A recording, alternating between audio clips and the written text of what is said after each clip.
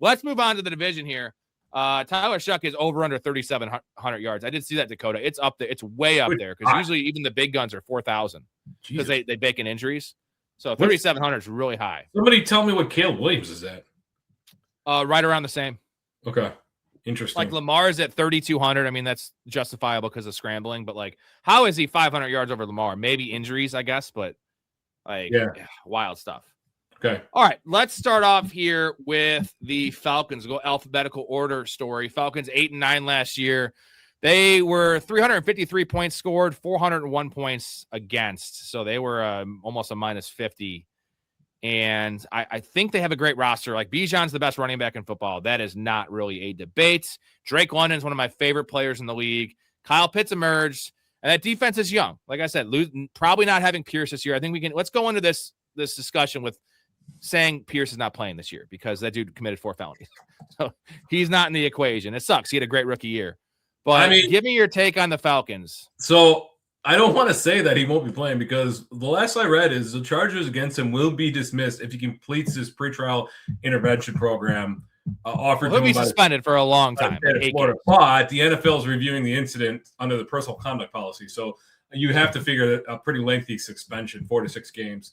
But outside of that, the big question mark is this comes down to this quarterback competition and which guy it is. Last year, 8-9, 3-3 in division, as you mentioned, the points for and against. But Zachariah Branch is, the draft of Zachariah Branch. I wasn't a huge fan of his during the draft process.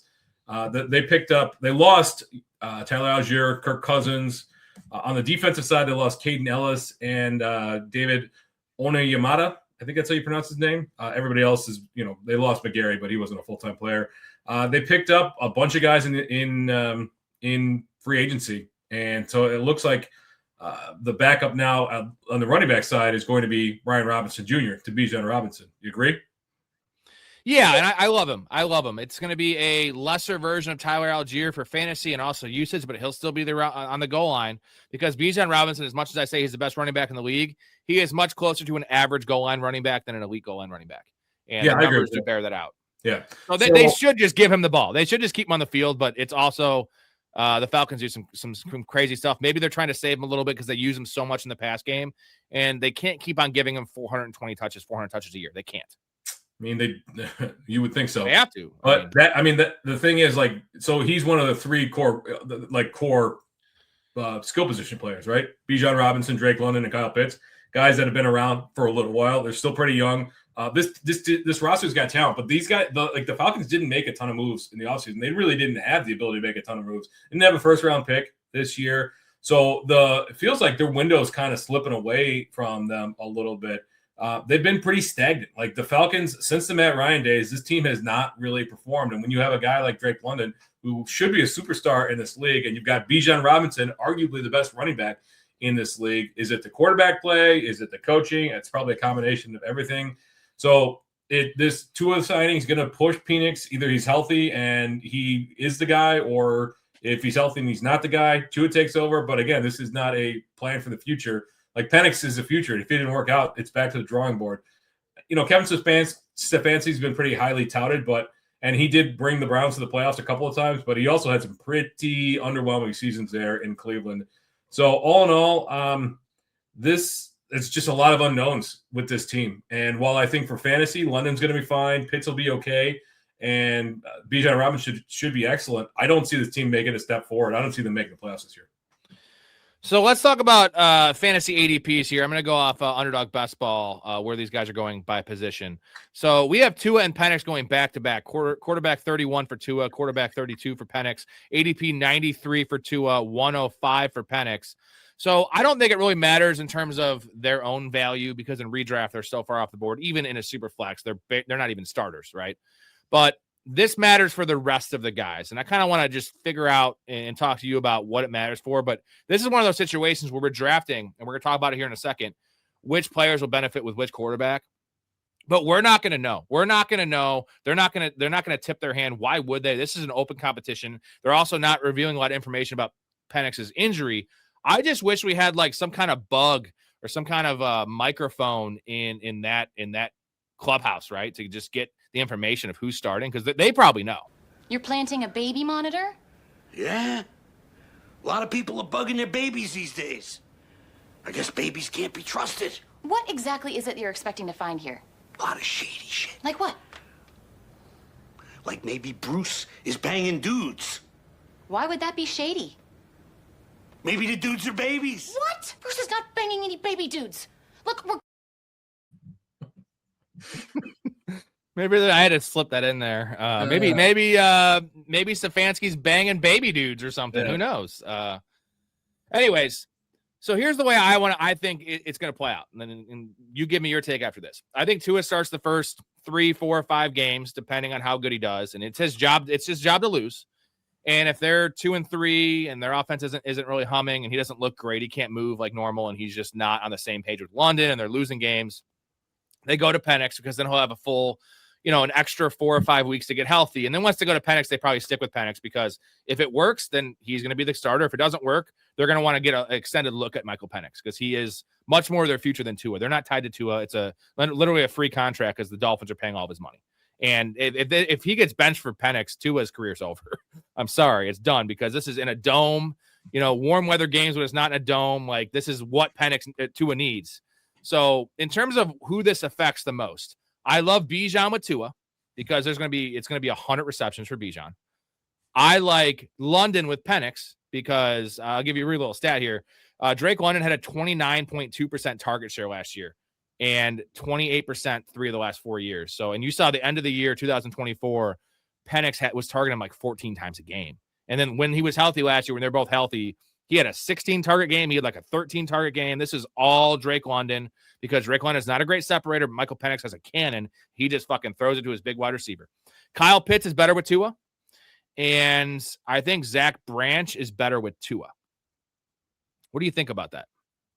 I think Zachariah Branch will be a non-factor with anybody, Tua included. You know what I'm saying, though, because it's the bubble. I understand exactly what you're saying. Like, yeah. Michael Penix can't throw a bubble screen because he throws it over somebody's head. Yeah, well, I think Bijan will be fine anyway. You stack it.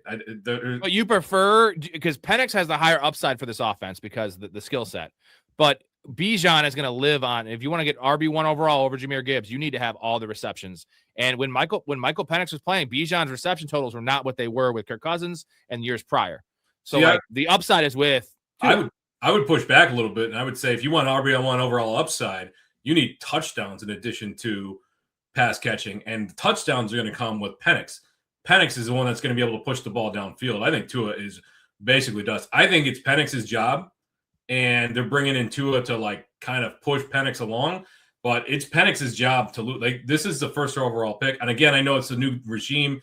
Not first overall pick, first round pick, 8th overall pick. I know it's a new regime there, but like the Atlanta Falcons organization, Arthur Blank has got to make this one stick. And if not, then they need to figure it out quick. So I think it's as long as he's healthy, it's Penix on the field. If he continues to struggle, they might turn to Tua, but they're going to give Penix every chance to be the starter all year long. Do you see that, like what I'm talking about with starting Tua because Penix is coming off an injury, and it's if you start with Penix and you bench Penix, it's over for Penix. It's over. If you start Tua and you bench him for Penix, it's over for Tua, but they're not tied to Tua. Like they want to make Penix work. So I feel like your best chances is to start Tua, the healthy guy, although he'd be new in the system. But then this is also new for Penix too because Stefanski that was not there last year. Right. Mouse says if Dylan Gabriel goes to Atlanta, Stefanski does slam baby dudes. yeah. Let's get Gabriel and Tua, all these little soft tossing little lefties. In there throwing lame. Let's get Tim Tebow in there as well. Lefties that have weak ass arms. Appreciate Mouth. They should just hire. They should just sign Taysom Hill because he's obviously not coming back to New Orleans. There you go. Real quick, shout out to Downtown Sports and Mouse South guys on YouTube now. 23 other platforms. Search Downtown Sports. Where sports come home. Beast and Mouth. 1 or 2 shows a week every single Tuesday night. Doing a lot of NBA stuff now. So if you're into the NBA, you're not getting that on this channel. Go check them out. Give them a follow. Give them a listen. You will not be disappointed. Any last thoughts? So Drake London going wide receiver 8. Obviously, Bijan's RB1 and Zach Branch wide receiver 78. Kyle Pitts tight end 8. Kyle Pitts is a value at tight end 8, right? When they have no second receiver and no real second running back. Right, like Darnell Mooney's gone. Jahan Dotson. I do like Jahan Dotson. But it's going to be look what Mooney did last year. Yeah, I guess. I mean, John Donson has been, he'll end up being a journeyman when everything's said and done. Zach Branch doesn't really move the needle. I guess by default, it's got to be Pitts, but man, how many times have we been burned by Pitts in the past? It's becoming a trend at this point. And Pitts was not good with Penix. Penix is just not accurate in those routes, right? Intermediate stuff. It was all with Kirk Cousins, which is why I like him more at Tua, because look what Jonnu Smith did with Tua. That was tight end 1 for that stretch, right? Well, and look what what's his name did with Tua, the touchdowns before he got injured again. Waller, dude. Darren Waller. Darren Waller. Yeah. Nice call. Nice call. This is a good one from Dakota. Thoughts on passing on Bijan by trading 101 in a startup? So Dakota traded 101, and Mouth actually took Jamar Chase, and we had Chase ranked the highest because we want to take a wide receiver in the top 3 just based on longevity, right? Yeah. I mean, for Dynasty, certainly. You could make an argument for any of those 3 guys in a redraft. I think most people are going to go Gibbs or Bijan, but I think Chase is just as valuable, even without a healthy Joe Burrow, and he's dealt with several injuries in his career. Jamar Chase is just an absolute stud. And I don't 126 catches last year without Joe Burrow. So yeah, I don't. You're a Bijan guy. I'm a Gibbs guy. I would go Gibbs over Bijan in Dynasty and in redraft.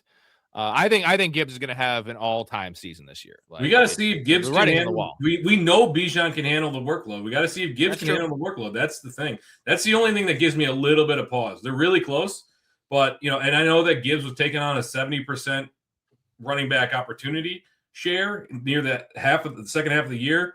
But like, let me see Gibbs do it over the course of a full season. Then I would say you could put him over Bijan. Dakota had JSN ranked number 1 in startup. The age is nice. The fact there's no one else really there besides Shaheed in the running game, which is a question mark as well.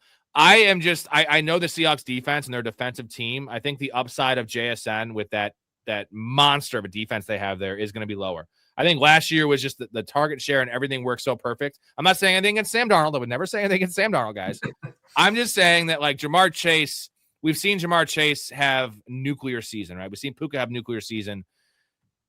And JSN just had that, but you saw how it could go bad with JSN. Games where they don't need him and he has 3 for 40 because they're winning 21-0.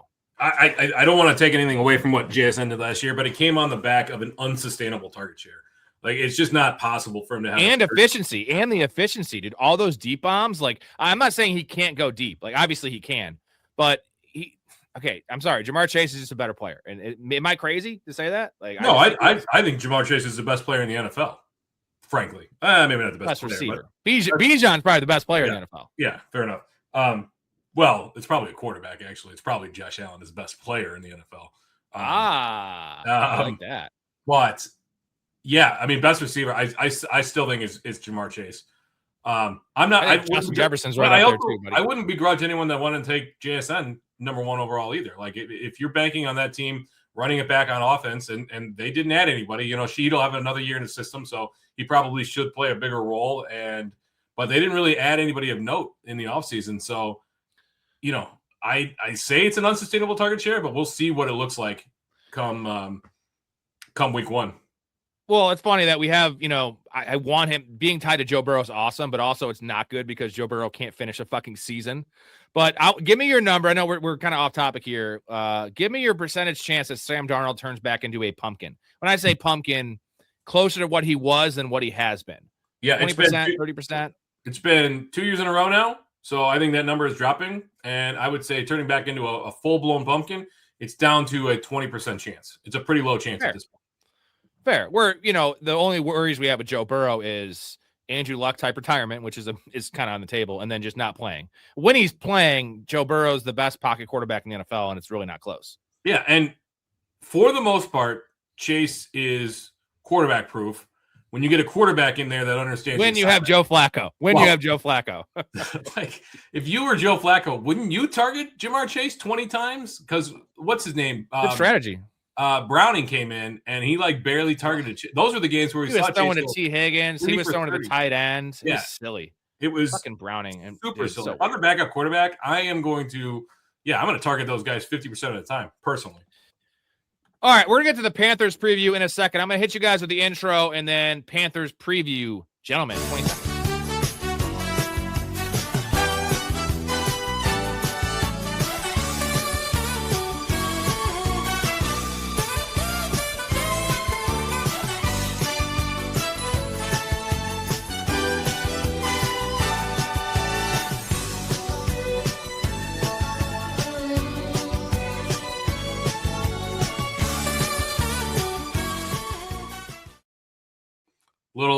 Little DB Cooper there on the, that was nice. Yeah. There's a really good documentary on Netflix about DB Cooper. Have to check it out. Pretty big mystery, man. Yeah, it's pretty interesting, man. Like, I don't know what the hell to make of that guy. He probably died, but like we don't know. Yeah, we don't know for sure, but yeah, he probably did die. So good heist though. Let's get on to the Panthers here. 8-9 last year, 311 points scored, 380 points against. Really low number on offense there. Story. And we mentioned how tough their schedule is. We mentioned how insane Bryce Young stats are. I'm going to read off some stats for you guys. Fantasy related, also Panthers related here. Bryce Young's 6.0 yards per pass attempt over the last 3 seasons ranks 36th among 37 quarterbacks with 500 plus attempts. yeah. That's gross. Now, that's also a reflection of the talent that's been around him. Now, Ted McMillan is in year 2. They didn't address the tight end position. I wish they drafted Sadiq, as much as we're not Sadiq guys. Somebody, not Jadavion Sanders. And I love Tommy Tremble, but Tommy Tremble is just a jag. So, in the running back room is gross too. So that is rough. There's a lot of Bryce Young metrics out there, but the eye test has been a little better. It's just every 3 games he has one of these stinkers of like 12 for 27 for $140. Like, games that's like you see in college, right? And like we just can't have those. All right, my boy Chuba Hubbard, who 2 years ago I made a lot of money on. Last year was one of my number one fades. I think I'm warming to Chuba Hubbard. He is currently running back 27. But these stats are gross. So Chuba Hubbard these are his ranks among 51 running backs with 90-plus carries last year. 41st in yards per carry, 45th in rush yards over expected per attempt, 49th in yards after contact per carry, 50th in missed tackles forced per carry, and 41st in Pro Football Focus rushing grade. There's nothing in the 30s there, and this is out of fucking 51 running backs, dude. So, and he was coming off an injury, though, right? He got hurt. He rushed back. Clearly rushed back because he was getting Wally pipped by Rico Dowdle. The eye test didn't seem to be that bad because when he got in the field, I didn't see a big difference from him and Rico. But the proof's in the pudding there. That was a bad year from Chuba. The year prior was more like he was in the 60th percentile opposed to this is a 10th percentile. So what's the real Chuba Hubbard? Is it the year we saw in 2024 or is it what we saw last year? In the middle? Yeah, I don't think we would have seen what we saw in 2024 with Chuba Hubbard if what's his name was healthy. Why is he I am bad at Jonathan Brooks. Thank you, Jonathan Brooks. I don't know why I can't come up with names tonight. I'm really bad. The smartest guys I know, but it's not just tonight's story. Yeah, I have a terrible time recalling names. It's not that easy to do a fucking live show. It's not that easy. Yeah. I make it look really easy story, but that's because I'm on a different fucking planet. I'm always drunk. It just comes to me. You know what I mean? Yeah. Well, that's story. Fair. Get drunk, bro. I'm gonna start fucking drugging story. You think that would be the best if I just started getting absolutely blasted? Not hammered. That I get that nice little 1.5 times the legal limit. That's that nice feeling. You know what I mean? Well, okay. Yeah. You're not driving though. So the biggest so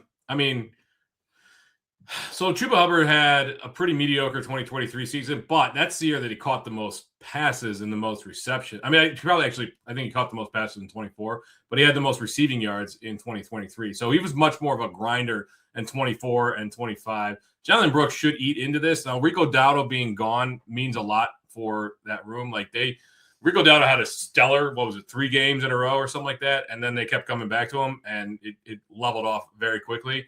I think it's somewhere in the middle. I think this running back room is going to be a committee, and it's going to be kind of gross for fantasy football.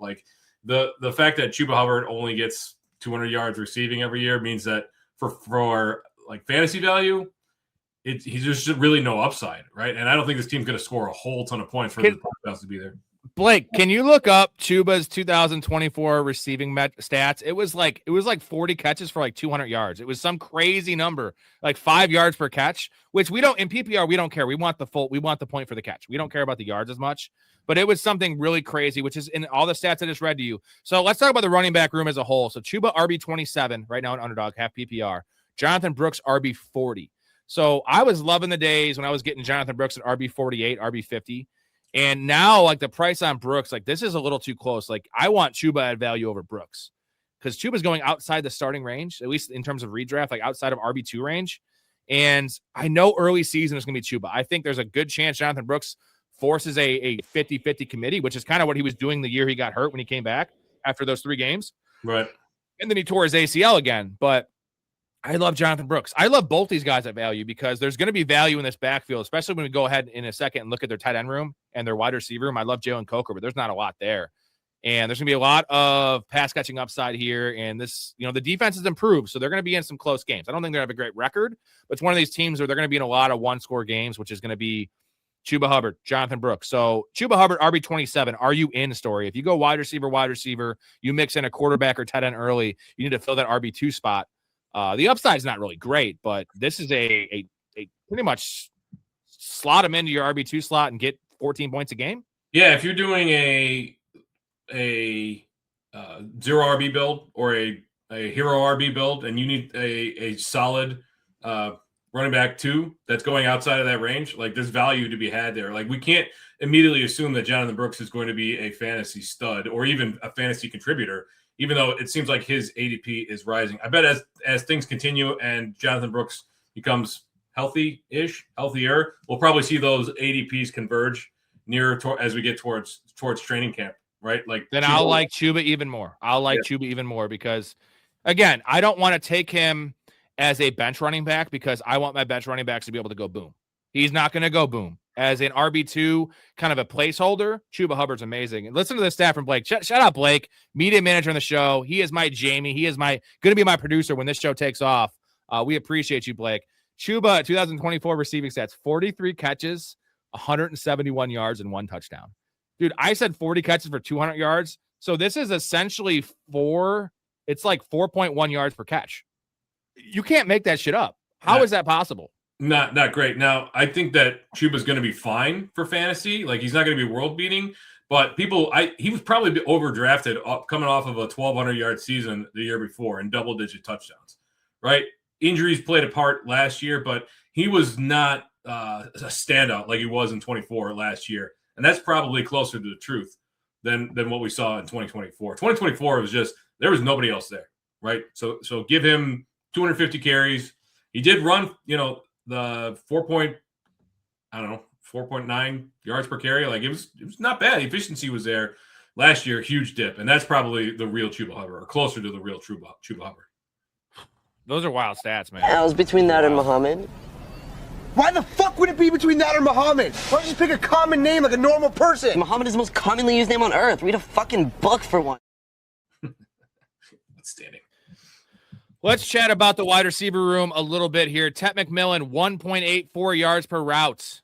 Ranked second amongst 12 rookies with 40-plus targets last year and 16th amongst 62 rookie wide receivers with 40-plus targets over the last 5 years. So he was, wouldn't say super elite, but he was definitely give him a B grade as a rookie in that situation. And they weren't very creative with him last year's story. This was a lot of just him playing X, which, for a rookie coming in, I don't care what his profile was coming out of college, playing true X with no other talent around you. Don't forget, Jalen Coker missed the first 6 weeks last year. So it was nothing around him. No tight end. He was getting doubled. He was seeing shadow coverage, seeing the number 1 corner. This is impressive stuff, right? And I know you're a Tet McMillan fan. I am a Tet McMillan fan. I do think you take a step forward. It was an inconsistent season. The touchdowns were more consistent in the second half, which is definitely what we like to see, although those are not a particularly sticky stat. But he had several games in the back half of the year where he just didn't show up. You know what I mean? Like 1 reception for 40 yards in that game versus the Rams, which was a high-scoring game, and he was just not part of that of it. Whether the Rams took him out or not, in the game against the Seahawks. Now that's the Seahawks, so it's tough to believe. But 1 reception for 5 yards. He had a 100-yard game in his second ever career game And then, again, like, it was a rough season. Like, we wanted it to be him get incrementally better every week, and it just didn't kind of look like that. Now, whether that was a Bryce Young problem, that was a Bryce. The thing is that you were talking about Bryce Young, how inconsistent he is. Like, that's directly correlated to Bryce Young. And you mentioned the touchdown story. McMillan, Tet finished top 9 amongst wide receivers last year in expected receiving TD 7.7, red zone targets 34th, and end zone targets 12. So 34 red zone targets, 12 end zone targets, and he was top 9 in all those categories, which it was one of those where like it didn't really come to fruition, but the usage was there, and I think it's going to grow from here. So he's going wide receiver 16. Jalen Coker, I'm a big Cokehead. I don't know about you. Wide receiver 55. And then there's literally Chris Brazzell, and the tight ends are Jadavion Sanders at tight end 42 and Tommy Tremble tight end 50. None of those guys are getting drafted. So this is a very narrow thing, and there's no real running back. Like, again, that's why I love Chuba Hubbard, because running back, you look at this, right? Like, so Dave Canales doesn't really use the tight end that much in his system, so you can go ahead and cross those guys off your list. I know a lot of people really like Jalen Coker. I thought it was a very inconsistent season from him last year. We'll see if Bryce Young can support 2 fantasy wide receivers. There's several games where Bryce Young threw for fewer than 200 yards, and I'm not sure that is sustainable when you're talking about trying to get 2 consistent. Like, Tet is probably a wide receiver 2 on this team. Wide receiver 16 is a little rich. What you say, 16 or 14? 16 for Tet, 55 for Coker. Yeah. So Coker feels like a bye week fill-in. I'm not sure that he's a guy that is going to be startable week in and week out. Wide receiver 55. I hope he's a bye week fill-in. I got a Coker stat for you, though. Jalen Coker's 9.8 yards per target over the last 2 seasons ranks 8th amongst 121 wide receivers with 50-plus targets. Now, a couple of those were broken play touchdowns, and it was limited sample. But we think of Jalen Coker as this big slot receiver, but he is clearly more than that based on the numbers and also the eye test. So that's impressive. Wide receiver 55, like I much prefer Coker at 55, wide receiver 55, than Ted at wide receiver 16. Again, what does that do for you? What are you realistically expecting from Jalen Coker? Like, the guy had 400 yards receiving last year. He didn't have a game. He didn't have a single 100-yard game. He didn't have a game with more than 4 receptions, except I think the playoff game. Playoff game, he crushed ass. I mean, 6 for 47. Like, I don't know that I would consider, like, all Hit right, a touchdown, dude, crushing ass. That's 1 of 3 touchdowns on the year. I just don't know that there's I'm sorry, he did have a 100-yard game. I was looking at the last game of the regular season. In the Rams game, 9 for 134. Suck it, Story. So if we're going off that, he got so much better. Okay. Don't worry Wide about receiver that. 51, Don't worry 55. About That's value, right? Don't worry about that 1 game for 9 yards that he had. Don't worry about that. Let's talk best ball. You Okay. like this wide receiver 55 in best ball, right? Yeah, I think you have to. Like, I think he's probably being overdrafted. He will be overdrafted and redraft because there's a lot of pundits that are talking about Jalen Coker, and I'm just not on board. Like, he feels like a big slot receiver to me, and without the catches, like, it just doesn't amount to much.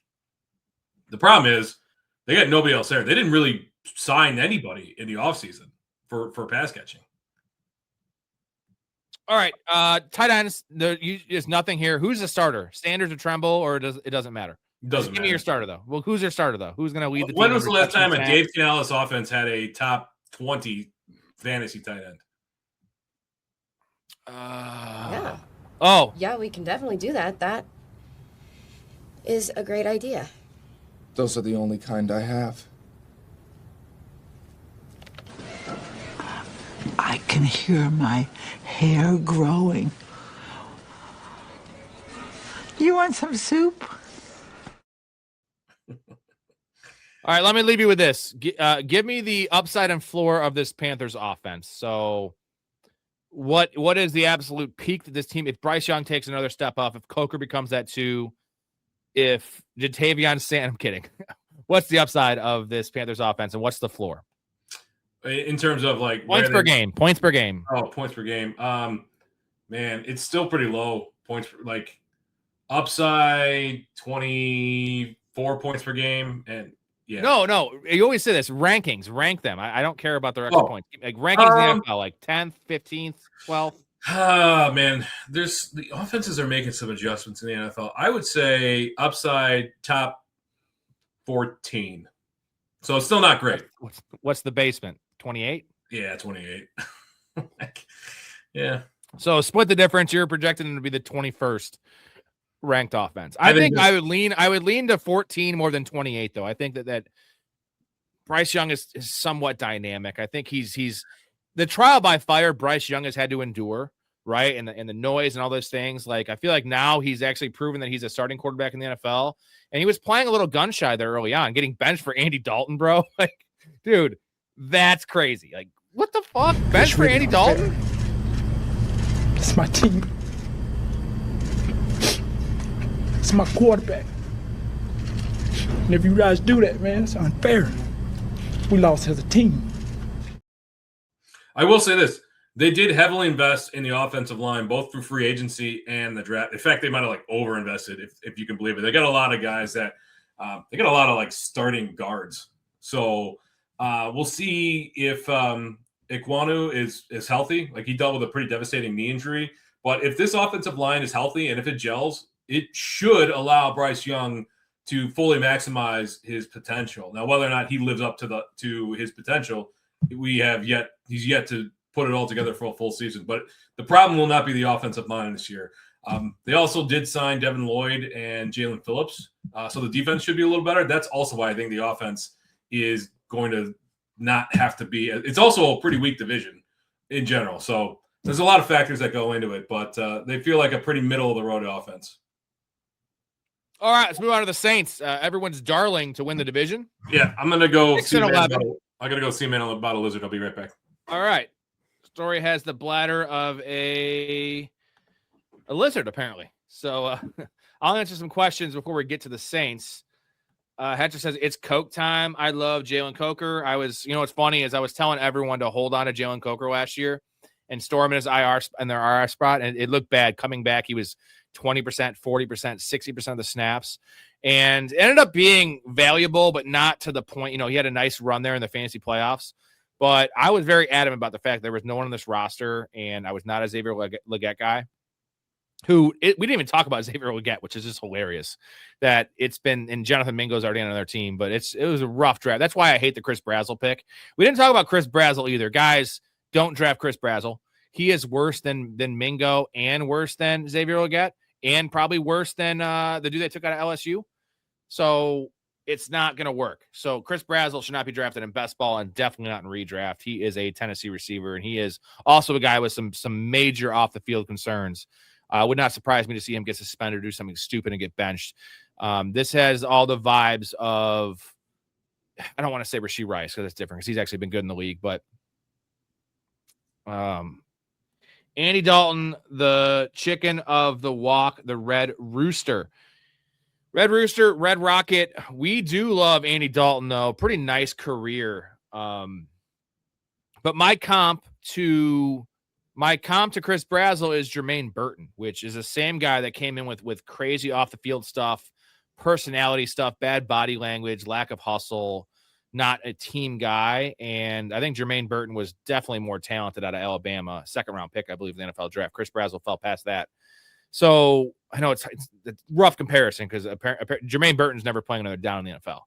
But I don't care. I'm not even my issue with Chris Brazzell is not as much the Tennessee thing. It is a Tennessee thing, but it's mixed that with the personality issues that he clearly has. If you watch his film, besides his highlights, you'll see the body language stuff, the lack of blocking. He only lined up 95% of the time in one position, which is outside, right side at X. And this is not the way it's going to work. Ted McMillan's an X, so he's going to have a huge adjustment in the NFL. So off him. And Xavier Legette we didn't talk about. So this is a very consolidated receiver room. So that's why I love Jalen Coker. And if people like Ted McMillan, I am not going to say you're crazy for liking Ted McMillan. But I think they're both in a good range. Ted seems a little aggressive at 16, but it's almost in that range where, you want to take the upside shot of a guy that was, I just don't know how much upside you have with Ted at 16. I just don't know how much higher could Ted finish at 16 tied to Bryce Young. Look at Bryce Young's Vegas projections. It's very low, guys. it's very low, and it's the yardage is like Lamar's yardage, but we know he's not throwing Lamar level touchdowns, and it's gonna be Chuba Hubbard, baby. Chuba. That's it was either between Chris Brazzell or Muhammad. Should have taken Muhammad, bro. The first turban in the NFL, and that guy would score a touchdown before Chris Brazzell. JD True, wide receivers from Tennessee, from my memory, have never done shit. Jawan Jennings is the best one we came up with, right? Best career. And he took 4 years to even do anything. That was mostly depth chart related, but. And now he's relegated to like third on the depth chart in Minnesota. The cock of the walk, actually. My bad. Yeah, super chats don't let you say. They should, if anything, you should be able to say whatever you want in a super chat. You could do this thing, whatever you want to do. Because it's super chat, you should be able to, but YouTube is weird. So Andy Dalton, the cock of the walk, the Red Rooster. Pretty good career though for Andy Dalton. He's still there, right? Is he the backup? Rocket? No, he's not. He's not in Carolina anymore. Oh, the Panthers signed John Mechie too. I love John Mechie. By the way, shout out John Mechie, survivor. We love the cancer survivors here, and I kind of like John Mechie. It just has never materialized. Yeah, Dalton's on the Eagles. Kenny Pickett's their backup. That's worse. That's bad. So they have They have a quarterback. They have a quarterback that's 5'9", and their backup has hands the size of, I don't know, what's really small. Tiny baby hands. Tiny baby hands. There you go. I was trying to think of something, and you know what? Thank you, Story. Miles says John Mechie, the Panthers. There's the wide receiver 2 over Coker. I love Coker. Coker's 6'2". Coker's huge. Coker's good. I like John Mechie too. Coker's a big guy, like 6'2", 213, I think he is. I do love John Mechie, though. I really hope that guy stays in the league for a while longer. All right. Ready to move on to the Saints, dude? All right, Saints 6-11 last year. Like I said, everyone's darling to win the division and the dark horse, even though that much of a dark horse. But 6-11 last year, 306 points scored, 383 scored against. And for fantasy, they're going relatively high. We'll get into that in a little bit. I do have a really eye-opening stat. I'm sure you know some of this story, but when you actually hear it out loud, it sounds crazy. The 2025 Saints led the league in pace, seconds per snap. Kellen Moore offense now is ranked in the top 4 in pace 6 of the 7 seasons he's been a head coach or offensive coordinator.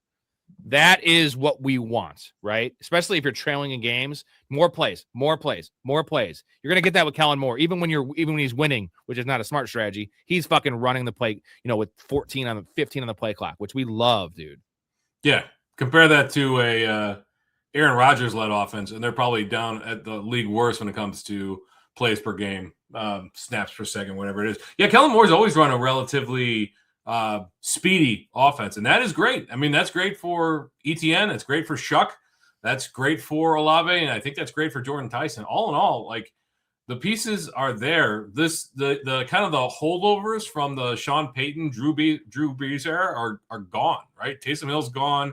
Demario Davis is now gone. Cameron Jordan's gone. The only remaining holdover is Alvin Kamara.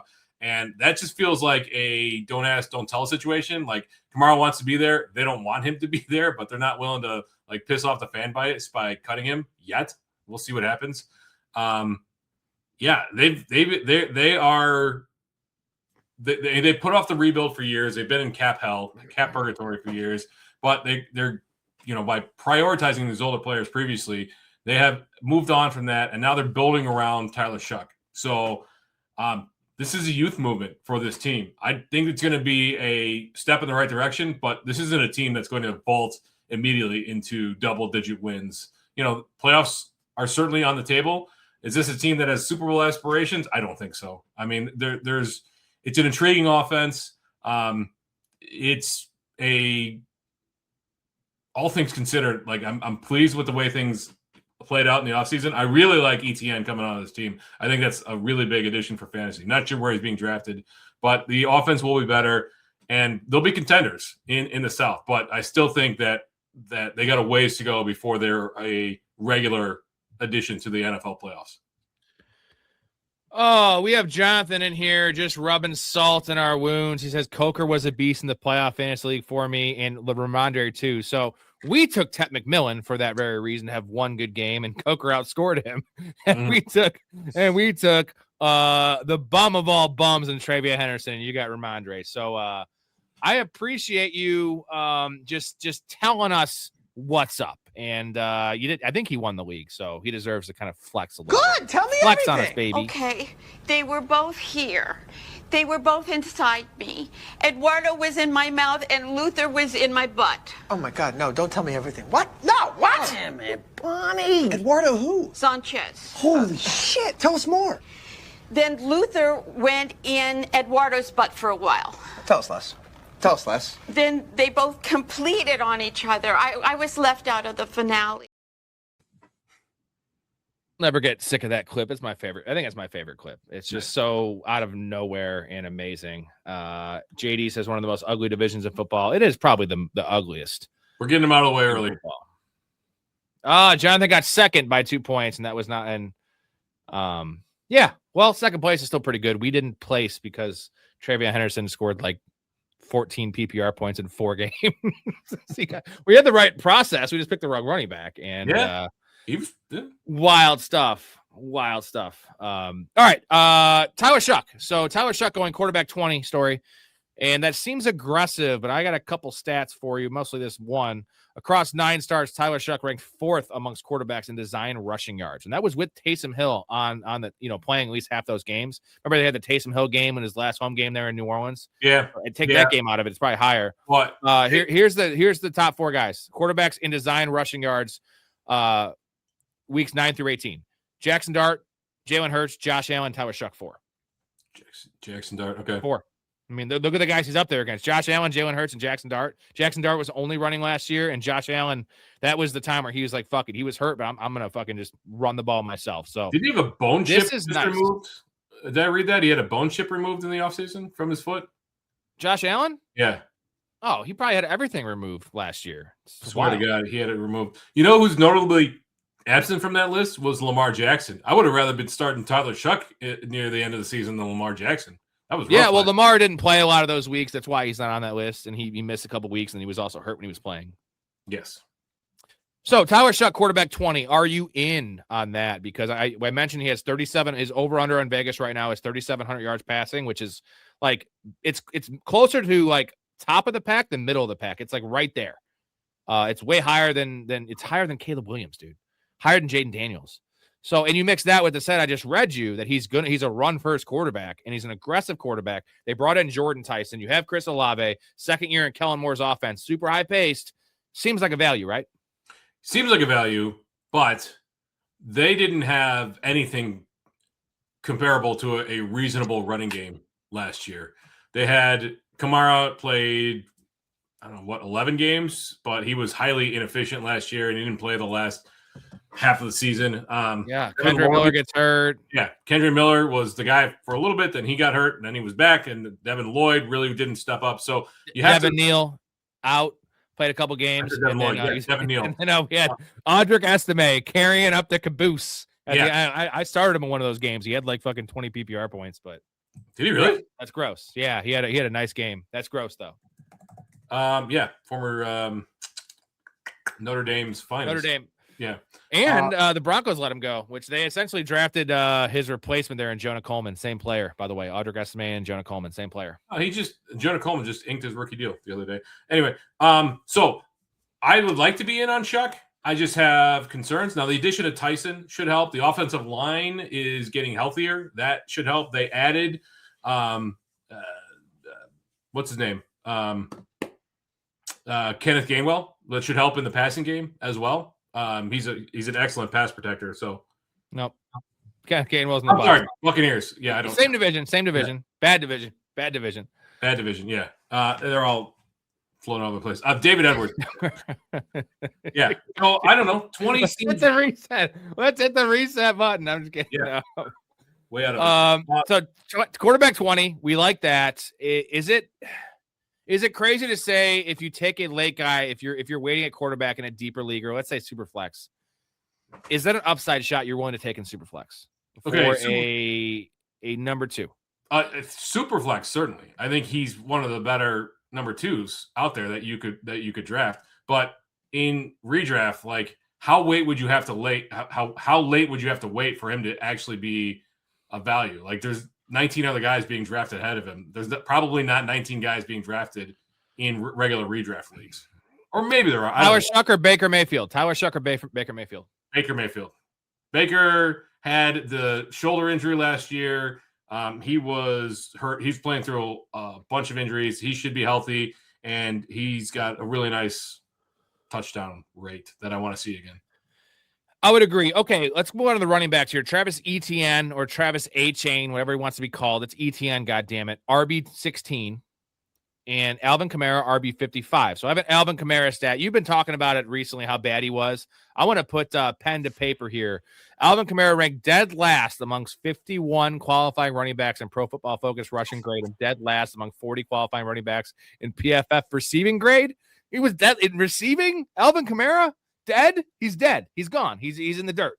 So how do they come up with that grade? Because it was difficult to watch because they were not targeting Alvin Kamara in the passing game in the beginning half of the year, and they were running him up the middle, which is just like, what are they doing? Yeah, it was confusing to say the least. I don't know why. Anybody have any theories as to why they stopped using Kamara in the passing game last year? Let us know, because I have no idea what that is. But even at RB55, like Etienne is the workhorse back there. There's no question. I don't think Alvin Kamara's even as a backup. I don't think Kamara is worth rostering on your team. Mouth. Okay, I will pay money for this. Saints had a great draft. Their O-line is healthy again. To be honest, they should have won 10 games last year if their O-line didn't get hurt week 3, and they'd have won the division. So do you think the offensive line is enough? And bringing in Etienne, we mentioned how ineffective Kamara was, and that could have been it's a combination of things, right? It's the offensive line plus him just disintegrating into dust. But is that enough with the Tyler Shuck stuff we talked about with bringing in Jordan Tyson? Like, you see the appeal for Mouth and some of these other people that are clamoring for not even that it could happen, that it's likely to happen. They win this division. I understand it, and Tyson is a big addition to that team. That should open up things for Chris Olave. Shuck and Olave had a really dynamic connection last year, and Tyson's ability to get open should open up opportunities for Olave downfield. So on the offensive side, I definitely like it. I think there's some questions that remain on the defensive side of things. The interior of the front there has some questions. I would have liked to see another edge rusher be added as well. So I think Brandon Staley's got his work cut out for him on the defensive side of things. And I think that's what's going to hold this team back from winning this division is the defense. They gave up 383 points last year. And that's partially because the Saints at the beginning half of the year, they weren't scoring a whole lot of points. So teams didn't have to put up a lot. But 383 is a lot to give up. And they made some adjustments, but I don't think they made enough adjustments to vault this team into the lead. Mouth, I just had an epiphany that actually, thank you for this. Isn't about their offensive line, but I was saying that I picked the Bucs, and I might still pick the Bucs, but thinking about it, the Bucs are the best quarterback in the division. They also have Todd Bowles, who has Down syndrome. Like, that's not debatable. Okay. He does. Now he's a they have functioning alcoholics. Todd Bowles is a functioning Downs. It happens. He can go to the grocery store. He can bang his wife. He can do all these awesome things. He can't coach football, and he can't even coach a defense anymore. So who's the best coach in this division? And it's crazy to say it's Kellen Moore, but it is. And we talk about Ben Johnson. We talk about Liam Cohen. Liam Cohen made Trevor Lawrence into an MVP candidate last year. Okay, in his first year. Kellen Moore, now Tyler Shuck is not the prospect that Trevor Lawrence is. I understand that, but he looked pretty good last year. Why aren't we siding with the best coach in the division? And is he the best coach in the division, I guess? Because I like Dave Canales. I do like Dave Canales. I don't like Todd Bowles. And Kevin Stefanski is always really good at first-year places, but I don't know. When you get let go by the Browns, and I understand it's because the Browns faltered, but you know what? He was a part of that too. So if Kellen Moore is the best coach, maybe we should be putting some more stock in the Saints being the best team, right? Because the quarterback's not bad. I think there's a chance that Tyler Shuck's bad, and I'm a Tyler Shuck guy. I loved him coming out.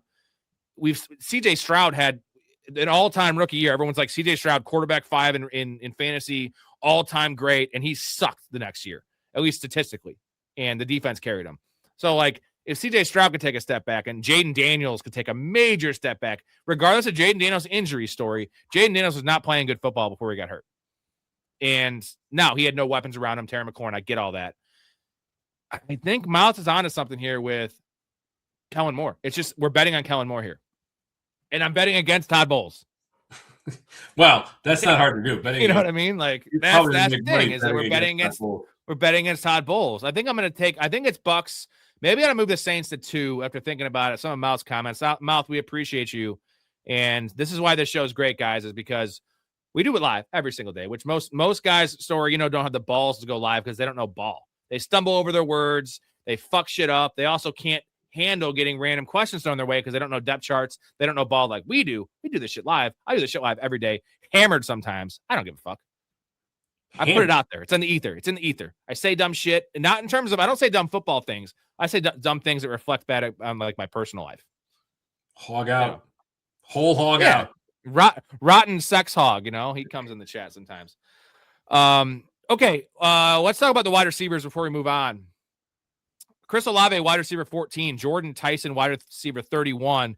And let's throw in Devon Vele, who I don't even have his listed here. It's probably like wide receiver 77. So Chris Olave last year averaged 1.63 yards per route with Spencer Rattler versus 2.37 with Tyler Shuck. So only 7 wide receivers with 50-plus targets top 2.37 for the year. This is a smaller sample, but this is also, you could say this is a Tyler Shuck stat. You say this is Chris Olave stat, or you could say this is a Kellen Moore stat as, he got his sea legs as a head coach, right? And got more comfortable and figured out what's going on with the offense, how he can move the offensive line and cover them up. That's really, really, really encouraging because, as you know, I had every share of Chris Olave last year. In the second half of the year, he was essentially Jamar Chase. It was awesome, man. He was catching touchdowns, deep bombs, consistent volume, you name it. So Chris Olave, wide receiver 14, dude, with Jordan Tyson there. Jordan Tyson, wide receiver 31. Which one's the better value to you? I mean, wide receiver 41 is pretty interesting. What round would that be drafted in? Right, where's he going? 10th round? No, 31. That's a starting wide receiver. Is probably gonna be round 6, round 7. That's a little rich, man. Chris Olave is round 3, right? Okay. Early round 3 for Olave. 8th overall pick.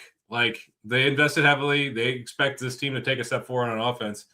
At the same time, wide receiver 14, it feels like you're kind of drafting near Olave's peak, at his absolute high, right? Because, he was buoyed by touchdowns in the second half of the year, which, again, is not necessarily a sticky stat. But a lot of games with a lot of receptions and a lot of yards, he was the only guy in town, though. So I get that Vele had an okay season last year, but who else was catching passes last year besides Olave? It was Juwan Johnson. Tight end 21, Juwan Johnson, my boy. Oh, Juwan Johnson. Yeah, but they drafted what's his name? So instead of asking which one do you prefer, are they both values, or I'm not on Chris Olave this year. I've taken shares in best ball. I just, it's that this is why you listen to this channel, guys, because I love Chris Olave. Story, we were both the biggest Olave guys ever last year, right? That's all we talked about in the wide receiver end was Olave and Pickens. And I think I'm sour on both them. I like Pickens more as ADP because the upside in that offense and touchdowns than I do Chris Olave. They're going around the same range. I think Pickens is wide receiver 13. But we don't have to be married to these guys. This is redraft, guy. This is the beauty of redraft opposed to dynasty is we can change our opinions based on not so much new information, new ADPs. And this ADP, Chris Olave was going wide receiver 34 last year. That's why it was free. And now what's funny is, yes, he didn't suffer a concussion last year. I hate to bring this up, but that's why a lot of people were sour off him was the concussion. Concussions, yeah. He still had all those have not gone away, guys. Just because he played 1 year, those did not go away. So I wasn't concerned about the concussions last year because he was literally being drafted at the end of the wide receiver 3s. It was a replaceable spot. This is not a replaceable spot. So I'm not saying I'm super concerned about concussions, but it's a tiebreaker for me, right? He's had 4 concussions. Yeah, but the farther away you get from, I know that it is a cumulative thing, but the farther away you get from them, the less likely the severity will be higher. I get it. But they also added, I mentioned what's his name, Oscar Delp. They added Barrion Brown. They added our guy Bryce Lance. There's other pass catchers here. Now Olave is the one. There's no question about that. But is he a 90% snap share kind of guy? Probably not anymore. I would say not, right? They added a lot to this pass catching room. Juwan Johnson at tight end 20, whatever. You liked Oscar Delp more than I did. But you got to be realistic that Delp is going to eat in. They're probably going to run more two tight end sets. This is the way the league is heading. So I think I'm worried about just overall. I'm not really worried about the health concerns. That blood clot in the lung, that's such a weird random thing that the concussion. So you're saying that so he's clear, so now you're not worried about Tua anymore? Now Tua is just because he's a couple years removed from almost dying on the field multiple times, he's fine? Is that what you're saying? You ever accidentally masturbate to young pictures of your mom? Who the fuck starts a conversation like that? I just sat down. No, because Tua's brain got scrambled. So I think Olave's brain is fine. I think Tua's brain got actually scrambled, though. Story is now a neurosurgeon, so I love you. I'm just saying it's still another thing, another little like anti-Olave check mark, and it sucks for me to say because Olave made us and me in particular a lot of money last year, guys. But wide receiver 14, I think I'm drafting running back in that range, and I think I'm going to draft the guys going behind him. I'm going to have some shares for sure, but I just don't see the upside. I think it's going to be the same year he had last year. And if that's his upside, like you're looking at, he beats his ADP by 3 or 4 spots. That's not how you make money in fantasy. That's just my opinion. I mean, like I said, he scored, let's see, 1, 2, 3, 4, 5, 6 touchdowns over his last 8 games. Like, 1, 2, 3, 4, 5, 6. Yeah, 6 touchdowns over his last 8 games. Yeah, that's a lot, guy.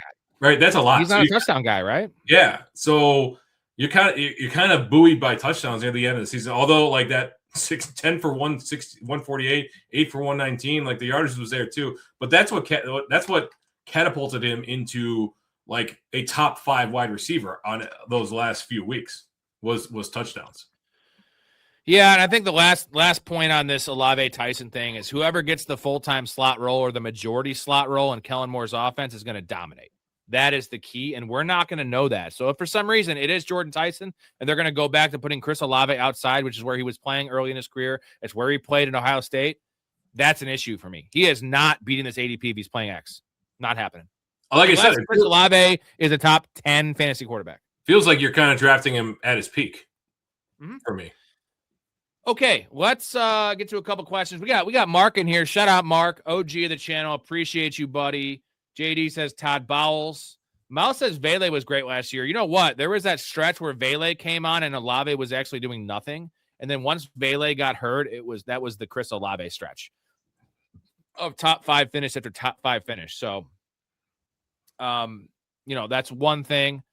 Let's see. So here, one thing, I do have 2 different YouTube streams going on right now. I have the vertical and the horizontal. So some of you guys can't see each other's chats. Unfortunately, that's the downside of doing that. So I don't like to always do it. So just so you know, you'll see next to your name if you have a little tablet thing, that's vertical, and if you don't, you're in the horizontal. Horizontal is probably a better viewing experience, but the chat will be going more, and there's 9 people in the vertical and 6 people in the horizontal.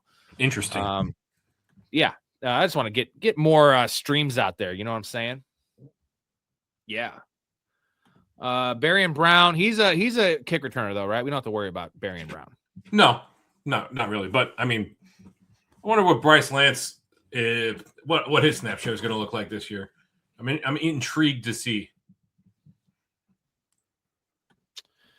All right, we have a Jordan Tyson and Charbonnet for Casey Concepcion and Chuba Hubbard and 3rd round pick. Who wins the trade? So the Jordan Tyson side wins this trade, I think pretty easily, right? Yeah, for me it is. 3rd round pick is nothing. We don't care about throw the 3rd round pick out, honestly. And Concepcion versus Tyson. Give me Jordan Tyson by a mile. I'm a Concepcion guy, but give me Jordan Tyson by a mile. And then, okay, early season stuff obviously is Chuba Hubbard, but he's going to get replaced whether it's by Jonathan Brooks or by someone in the 2027 draft. Like Chuba Hubbard, they did sign him. I agree with that. Like they're going to slow play Charbonnet coming back, but he was a big part of their offense when he was healthy. So it would not surprise me to see him be a big part again in the late season and in 2027. Story. He kept Kenneth Walker off the field. Like Kenneth Walker was at like a 47% snap share rate. And I know they drafted Jadarian Price in the 1st round. Mark my words, that was a mistake. Jadarian Price is not very good. Yes, he has higher draft capital than what Kenneth Walker had. Kenneth Walker is an elite talent at running back. He's a tiny dancer. He's a knucklehead. He makes has some bad vision choices and can't stay healthy. But the point is they love Zach Charbonnet. You saw it last year in the snap shares. You even saw it in the playoffs last year. Like if Charbonnet didn't go down, we would never have the Kenneth Walker run that he had. So True. Zach Charbonnet, they're going to ease him back in, and that's probably why they took a first-round running back for some insurance for Charbonnet. They want him long-term. Charbonnet's still a young dude, so you're going to have to punt a little bit with the Charbonnet side. But like as much as we like Chuba Hubbard here, like running back 27 in redraft, like the upside's not there. You can replace Chuba Hubbard. Charbonnet will be a locked and loaded top 15 guy when he's healthy, if he's healthy this year or the future. And Jordan Tyson is a eighth overall wide receiver for the Saints. Concepcion's on the Browns. And they drafted Denzel Boston. Top 15 with Jadarian Price there? That seems a little aggressive. I'm not worried about Jadarian Price. I mean, you might have to be. Didn't Charbonnet have 10 touchdowns last year? Like, yeah, that's why I said he's an integral part of that offense, and he'll get touchdowns. But they didn't really use Charbonnet that much between the tackles or between the 20s last year. So that's because they had Kenneth Walker. Jadarian Price is not Kenneth Walker. Well, that remains to be seen. We don't know that, actually. I do. I watched. We both had him pretty low. I had him at 4. Didn't you have him at 5? Or I had him at 5. You had him lower than me, Story. You had him lower than me. Where the hell? I'm taking notes. I had him at 4. I had him at 5. Okay. So we were both way lower on Jadarian Price than consensus. Well, yeah, the consensus was 2 kind of by default. But I also had Le'Veon Moss in my top 10, so he gone. We can't call Kenneth Walker the Tiny Dancer anymore. It's one of my favorite bits we had in the show. The clip, everything was awesome. But yeah, he says, okay, this is my bad, a mistake. Tyson and Chuba for Casey Concepcion and Charbonnet in a 3rd-round pick. Does that change it for us? That changes things a little bit. I would still take. Still taking Tyson. Yeah, I still take the Tyson side. It does change things a little bit, but it makes it a lot closer, I think. But I would still lean the Tyson side. But if you're playing for this year, Tyson and Chuba is even better than Tyson and Charbonnet, right? And Concepcion is not great for this year. Concepcion, he's not going to be much of anything this year. He'll have a few games here and there when Shedeur Sanders gets crazy, but realistically, until the Browns address the quarterback problem and pare down some of the pass catchers in that wide receiver room, Concepcion's not going to be an every week starter for you in fantasy. Guys, 0 subs in this video. What are we doing? There's 10, I don't know, maybe 15 likes, 14 likes, 0 subs. I mean, this is elite content here with elite community. Sub to the channel. It's really easy. You hit that button. It's free. And then you can talk about joining the community later on, which is also a really good idea because we make a lot of money for a lot of people and the entertainment value. And you can see Mike Story's handsome, freshly shaven face and his 8th grade hair. And you get to hear me yell at him for mispronouncing things, which is always pretty fun. You can watch me drink a bunch of beers. So let's move on to the Buccaneers, huh? Shall we? Last team of the division? Yeah. We shall. Bucs preview here. Let me turn my page here of my notes. We have let's get to the last comment here from OZ. This one's gonna be really quick. So at least one of them is really quick before we get to the Bucs preview. What's your thoughts on Joe Mixon and Tyreek Hill's future? So Joe Mixon's I don't think he's playing another down of football in the NFL.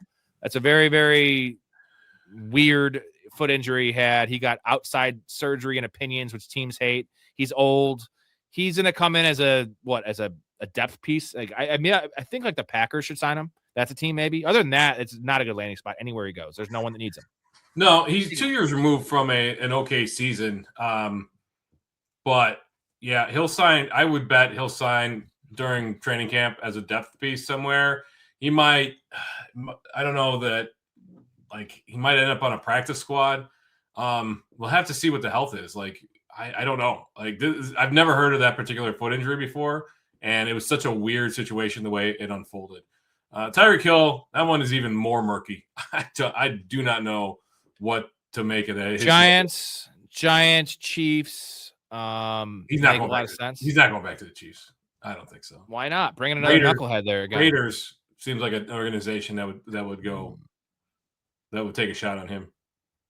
It's a nasty injury, and I don't think he's even ready till like midway part of the season. So you got a guy that's known to be I'm not going to call him a cancer, but he's not a locker room guy.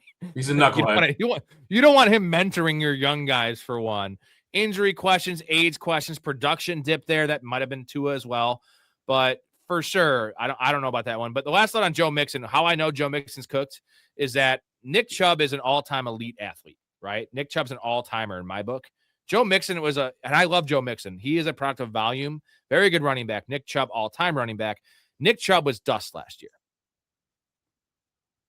Where? We're looking at each other. Nick Chubb was dust last year. So Joe Mixon's even older than Nick Chubb and another injury removed. Like, there's no way Joe Mixon's coming back to anything we saw previously. We just saw Nick Chubb falter. So, like, I'm telling you, gone, done, over with. Don't ever, we shouldn't be talking about Joe Mixon anymore. I've been telling my wife this. She asked me about Joe Mixon literally every 2 weeks. I'm like, he's never going to be a fantasy relevant player again. Whether he signs or not, he will never be in a starting roster. I would bet you right now he's never in a starting roster again in a fantasy league. And if he is, your team is really bad. It's the same with Najee Harris, right? Najee Harris was a startable player on the Chargers last year. He got injured. Like, it happens fast for these running backs. Like, thank you. Najee Harris is fine. Like, the fact that Najee Harris is unsigned. Sorry, if you're the Lions right now, are you signing Joe Mixon or Najee Harris? What's his what's his prognosis for being ready for the start of the season? Prognosis negative. Sorry. Dude, I don't care. Najee Harris is like 26 years old. Like, Najee Harris is the only injury he's ever had besides a fireworks injury, which is fucking wacky. But, like, I'm taking Najee Harris 100 times over Joe Mixon at this stage of their careers. It's not even close. I'm not disagreeing. I'm just saying, like, okay, if you got good injury on Joe Mixon and Najee Harris has a setback, that'd be one thing. Still not signed. These veterans, it comes fast for these guys, especially at that position. It's a violent position, right? Have you read anything about Joe Mixon since week 6 of last season? No. Since like the preseason of last season, we haven't heard anything, dude. I also haven't heard anything about Najee Harris. Well, he is a pirate now. So he's got the eye injury. Yeah, give me Najee Harris all day long. And I'm saying Najee Harris is struggling to find work. That's how I know that Joe Mixon is gone. You can quote me on this one. I'll take this one to the grave. I also had said last year to everyone, do not draft Joe Mixon. He's not playing football this year. That happened. Like, I am pretty tuned in on this Joe Mixon thing because I love Joe Mixon. What about Steph Diggs? Is this a spot in the Chiefs for him with the issues they have with Rashee Rice? Is this a possible spot with the Bills? Is this a spot with the Patriots? What do we got with Stephon Diggs? So he did say a contender. He did say recently that he wanted to explore coming back to the Patriots, but this feels like a Bills signing to me.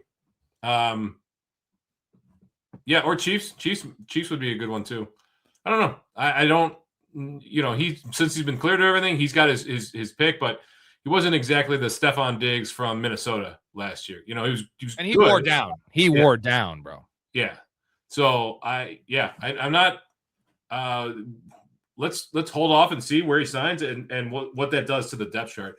He also might be Washington might be eyeballing him too, because we still don't know what's going on with Brandon Ayuk. That's a whole different story. OS says, I feel Brian Robinson Jr. should be RB1 somewhere. I don't know why the Commanders let him go. I mean, we're both big Brian Robinson guys. We loved him last year. We had a bet that he was going to lead the league in touchdowns. That was 100-1 shots. That didn't happen. Yeah. He's in a fine spot. He's not a number one just because he's not versatile enough, right? He's just a very boring plotting back. But that being said, I think he has a place in the NFL, and it's going to be as a backup. And he is a premier handcuff. I'm not touching him in best ball. But come redraft season story, I'll be taking a lot of Brian Robinson with my last pick. The problem is Bijan Robinson has not missed a game since like Pee Wee football. No, he's Iron Man. Game there. Brian, remember James Robinson? Brian Robinson reminds me of James Robinson. Yeah, James Robinson, who came off an Achilles like 8 months and dominated for 4 weeks, and then was never heard from again. Well, he was never heard from again. He was a 7th-round pick or an undrafted free agent, and he had that great season with the Jaguars, and then he got injured, and he had, he came back. He was great for a little bit, and then never heard from him again. Like, he completely fell off the radar. What are our thoughts on Addison? Is he still wide receiver 2, or has Jennings taken his role? He said Judy, but I know he meant Jennings. I'm actually even more bullish on Jordan Addison now because I think he's playing primarily in the slot, which is the only way Kyler can throw the ball to anyone is in the middle of the field, slot, tight ends. So I'm not worried about Jennings at all, and I still think Addison's playing in 2 wide receiver sets. That's just me. I think he's signed here to be the third. He will be moved around the formation quite a bit, but when it comes to 2 wide receiver sets, I still think it's Jordan Addison. Now, that's assuming that it's Kyler Murray. It could be J.J. McCarthy or Max Brosmer. Don't fucking say that. Oh, Jesus, dude. And why I say I'm about Addison, I'm not saying he's going to be better now that Jennings is there. I feel like you're going to get a 20 ADP dip. So now, like, I was on the fence in the 10th round. If I'm getting 12th round for Jordan Addison, that's my wide receiver 5. Yeah, I'm in. Where's Jennings being drafted in best balls now? After Addison, probably 140s, 130s, where Addison's like in the high 1-teens, 117. Yeah, I think that although he had some spike games in San Francisco, I think his output is pretty capped there in Minnesota. Whereas Addison, I think, is still on the rise. Like, this could be Addison's year to break out. They just need a quarterback to get the ball downfield. Mark, how do we feel about Breece Hall in fantasy after the contract extension? I love it because my biggest issue with Breece Hall, beyond the fact that the Jets, even though the Jets have done a lot of good things this year, story was his motivation, how he's been so vocal about just wanting to get the fuck out of there. And he probably still wants to get the fuck out of there, but at least now he's a rich man, like a really rich man. Take the money, so man. He's going to just shut up and play football. And, he's going to showcase himself to other teams or stay there, whatever. They're building something. They have potential to be better this year. They will be better this year. Also, if they're middle of the pack, they have the draft capital to move up and get one of these elite rookie quarterbacks coming out, which we all know is a great class. So this team is on the up and up. Breece Hall's got paid. He's only 25 years old, 24 years old, 25 years old. This is a great thing for Breece Hall. So if anyone had any trepidation about drafting Breece Hall because of, he's disgruntled, I think that can be thrown out. Now, what you think about the offense and Braylon Allen's, potential role, that's a whole different conversation. But I am in on Breece Hall now. I completely agree. I think the long-term contract has assuaged any concerns I'd have about his disgruntledness. And, with those guys get a little disgruntled, maybe the foot sprain lasts a week or two longer. You know what I mean? Because they're thinking about their future.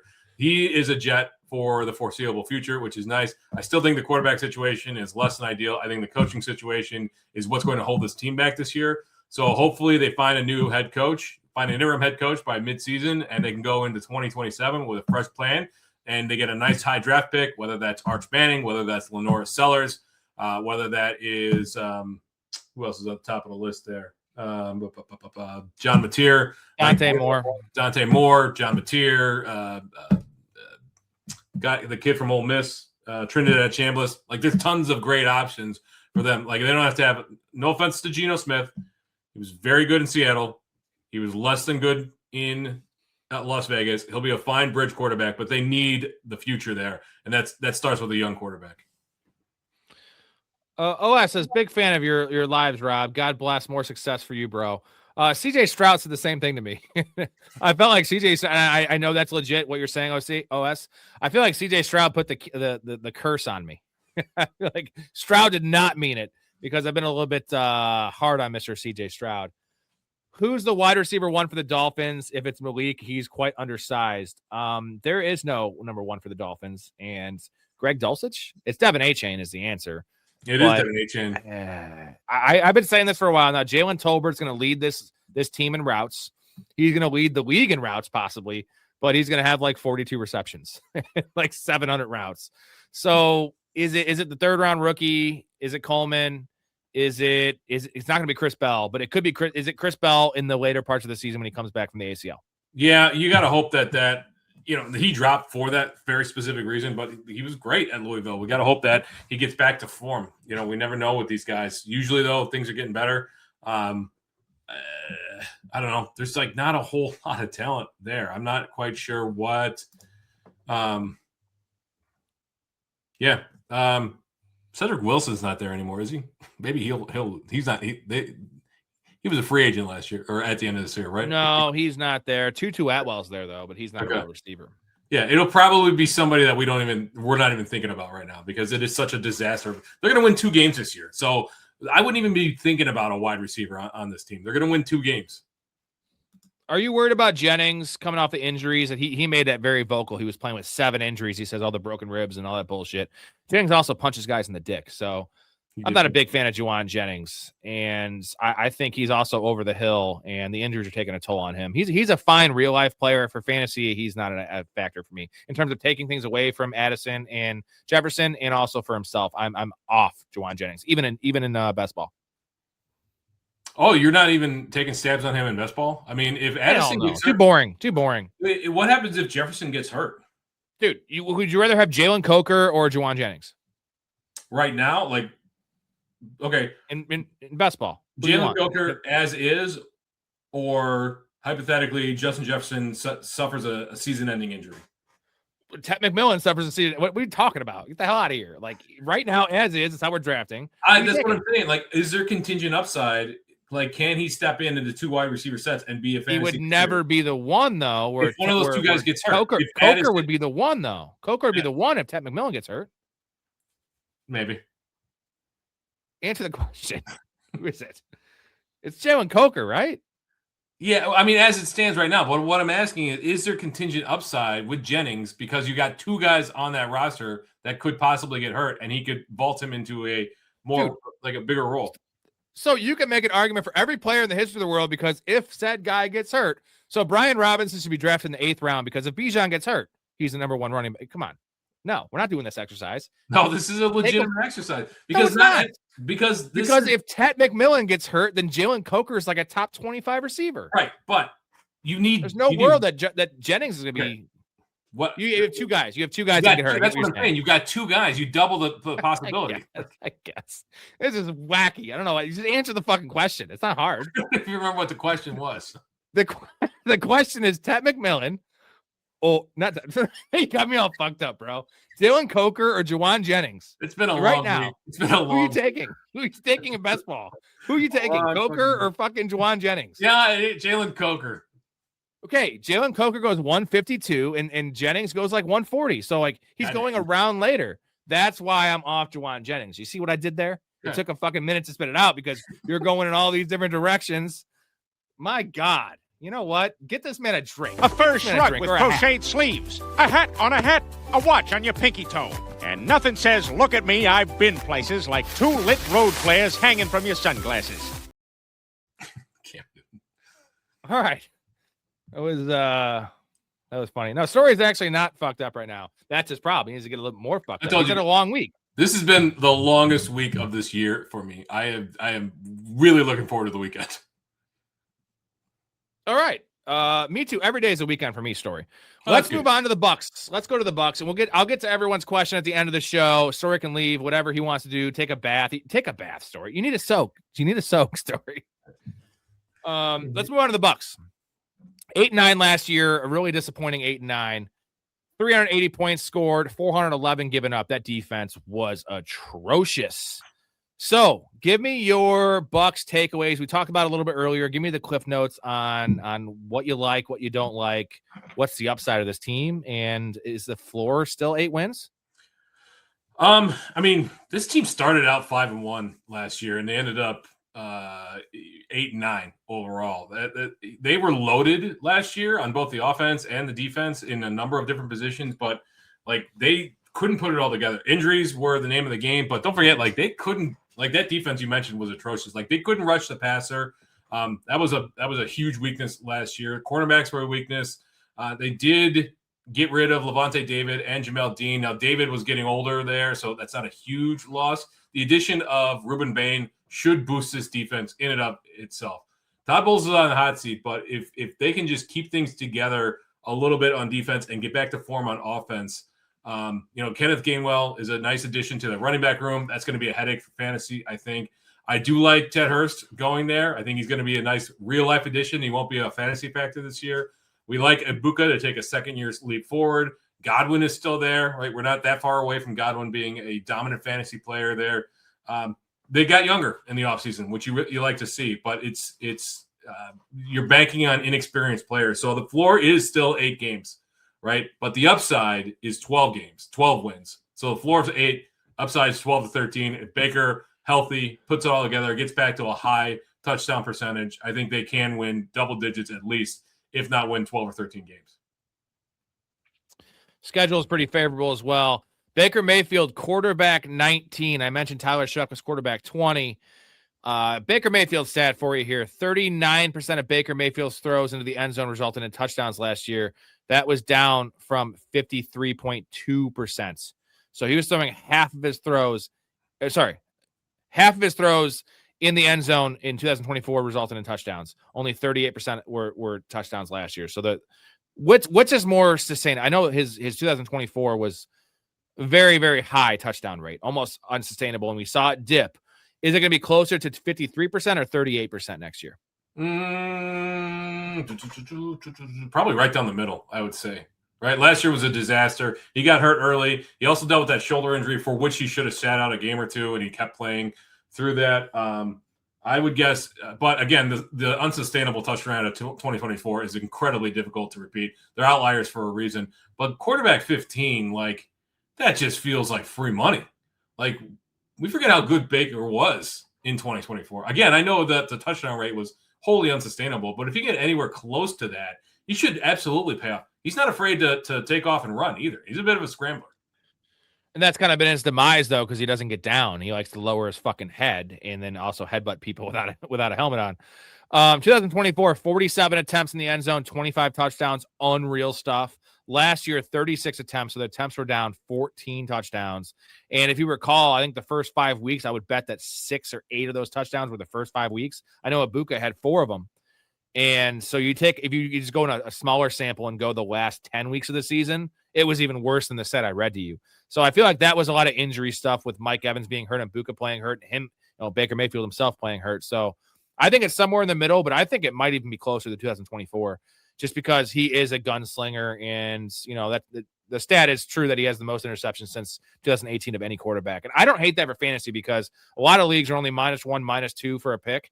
Like, all it does is get him back on the field trailing and throwing more with Baker's mentality. Well, it's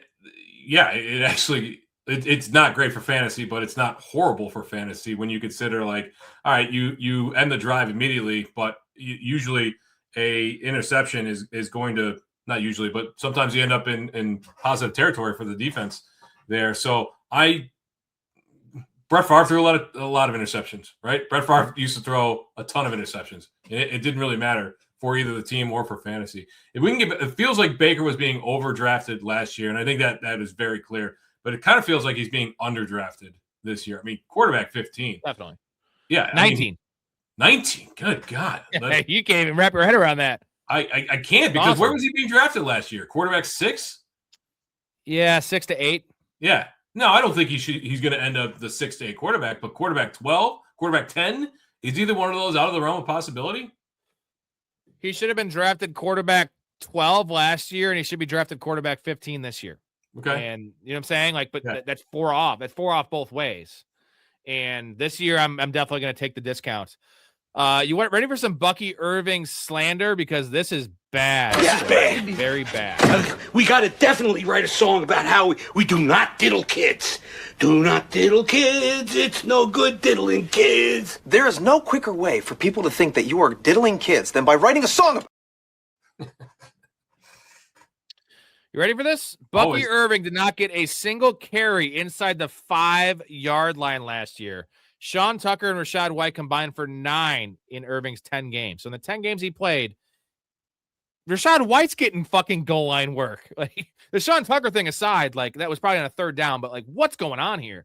That is damning. And the same, now you have essentially a better version of Rachaad White coming in there and Kenneth Gainwell, and Sean Tucker's still there. So, like, you cannot have this as even an RB2. You can't have your RB2 not getting goal line carries. He's not a burner either. You can't have it. No, I mean, what happened to the Bucky Irving we saw in week 4 or 5, where he 200 some total yards and touchdowns and long receptions, etc.? I mean, where's he being drafted right now? Running back 18? Running back 21. It is falling. Okay, so it was in the teens earlier this season. I know that. Yeah, people are wising up. I mean, the ADP's down from last year. I mean, that reflects his points per game finish, which I believe was I believe in his fully healthy games, he was RB18 last year. But it still seems optimistic. RB21, right? Like, Rachaad White finished RB41 on this team in a points per game basis. And Sean Tucker on a points per game basis was probably around there too. Like there's just, this is going to be a nasty. Bowles likes running, Sean Tucker doesn't get a ton of work, but he does enough just to be annoying. You ready for the second part of this stat that's even worse? Bucky Irving ranked bottom 2 amongst 51 qualified running backs last year in yards per carry, rush yards over expected per attempt, and yards after contact per attempt. He ranked 4th, 1st, and 6th in those metrics in 2024. So a big part of it was a shoulder injury he sustained against the Eagles. You mentioned on the previous shows about his mental health stuff, how it took him so long to come back. And so what is the real Bucky Irving? Would the real Bucky Irving please stand up? Because this is really, really, the disparity here is crazy. Like, we're talking about 4th, 1st, and 6th compared to bottom 2 and all the things I just mentioned. Yeah. This also counts as early season stuff, which he was doing better early season. He was playing better. He was getting playing a lot of usage. He was playing a lot better. And I'm convinced that there was something holding over from the injury. But the other downside, so the upside is they got a new offense coordinator there this year, which, most of the time we'd be like, that's not good for the quarterback. He's getting a new one, but Baker Mayfield's had more offensive coordinators than most people have had, freaking cavities in their lifetime. He goes through them every year. But so Zach Robinson's coming over. He loves using pass catchers, running backs as pass catchers. He loves drawing up screens, dump offs, wheel routes. He loves using backs in the passing game. So that's great for Bucky Irving from fantasy. But Kenneth Gainwell is also an excellent receiver there too. So they're probably going to 3rd in receptions last year, I think, of all running backs. Probably going to split that work as who's second. Achane was 1st, but who was second? Bijan. It was Bijan? Oh, damn. Oh, yeah. So I got a phrase to do like this because I want to figure out this backfield. So Bucky Irving, RB21, Kenneth Gainwell, RB39. Let's not talk about Sean Tucker. He essentially is a double handcuff and mostly just a thorn in their spines, specifically Bucky's spine. Gainwell's going to have his own role. He's going to have the Rashad White role, but Gainwell's better than Rashad White. Rashad White is more of just Rashad White role plus. I think Bucky's going to do more in the passing game too. But Zach Robinson was the guy who loved using Tyler Algier on the goal line when he had Bijan Robinson there, right? So does that mean that Sean Tucker's role increases in the red zone? So I want to talk about this from a snap share perspective because this is how we can really dive in, and we can't delegate, I guess we could delegate the goal line work's probably going to Sean Tucker. We can't delegate the snap share, but I want to try to figure it out. So here's what the rundown was to end the year last year story. We had Rashad White. I didn't add in 13 because 13 was his first week off injury coming back. We had Rashad White, 49%, 42%, 39, 48, 33. That's going to be Kenneth Gainwell, right? Bucky Irving, 49, 54, 63, 54, 63. All that being said, Bucky, decent snap share, like more than Derrick Henry. I know it's not exactly a 1-to-1 comparison, but it was, let's say, 58% on average for Bucky Irving. And they do play Rashad White and Bucky Irving at the same time. I'm sure they're going to have a lot of snaps where it's Bucky Irving and Kenneth Gainwell. But I think Gainwell's going to play more than Rashad White did last year. So, and we saw Bucky Irving not return value, even at RB20 down the stretch with this snap share. So is this pretty accurate? Do you think this is what we're going to see? The pretty much, let's call it 55 to 60% Bucky Irving and 40% Kenneth Gainwell. Is that fair, or is it a 50-50? And Gainwell is a really good receiver, and they do like using the running backs in the passing game. Does 60-40?